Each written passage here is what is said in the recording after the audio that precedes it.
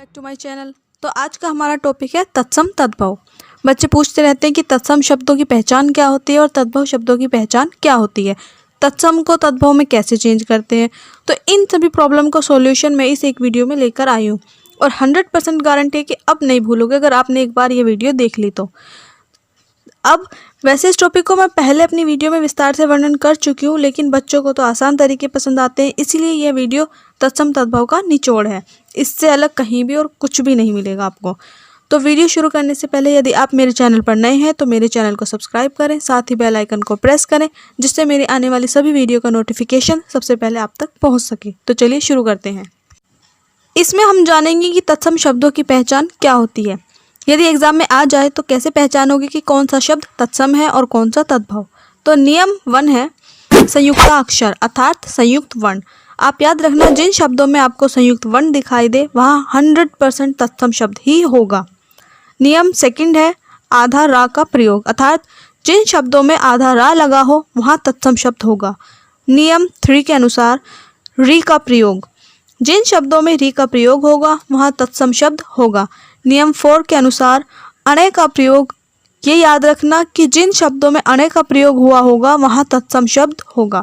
अब है नियम 5 बड़े शा का प्रयोग। तो याद रखना बच्चों, जिन शब्दों में बड़े शा का प्रयोग भले ही वह आधा हो या पूरा तो वहाँ पर भी आपका तत्सम शब्द ही होगा।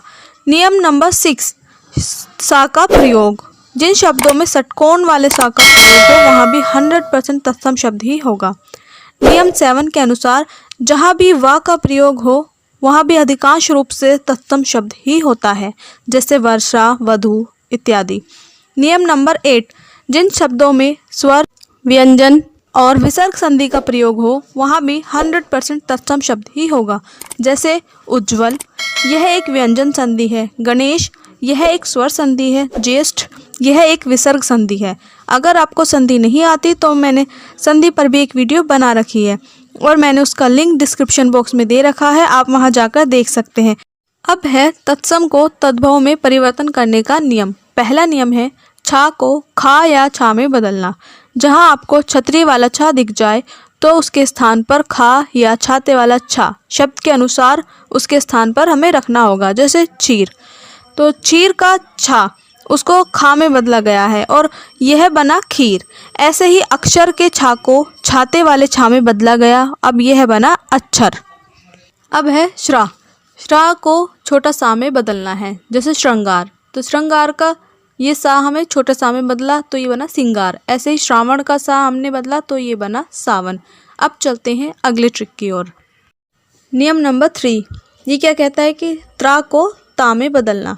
जैसे पुत्र, पुत्र में त्रा लगा है तो ये ता में परिवर्तन होकर बना पूत। रात्रि, रात्रि का त्रा बना ता तो ये बना रात। इसमें याद रखना पुत्र और रात्रि हुए तत्सम, पूत और रात हुए तद्भव। ऐसे ही नियम नंबर 4 आधा रा का पूरा रा हो जाएगा। जैसे मृग, मृग में मैं पे नीचे आधा रा लगा है तो इसका पूरा होके बना मिरग। ऐसे ही धर्म, धर्म का पूरा रा बनेगा तो ये बनेगा ध र म धर्म। ठीक है। अब है नियम नंबर 5 अड़ा का नाम में परिवर्तन। जैसे चूर्ण, चूर्ण में अड़े आ रहा है, इसको हम नाम में परिवर्तन कर देंगे तो ये हो जाएगा चूरन। ऐसे ही किरण, किरण का भी ड़ा को हमने नाम में परिवर्तन किया तो ये हुआ किरण। अब है नियम नंबर 6 बड़े शा को छोटे सा में बदलना। जैसे शीर्ष, अब शा आया है बड़ा तो हमने इसे छोटे में बदला तो ये हुआ शीश।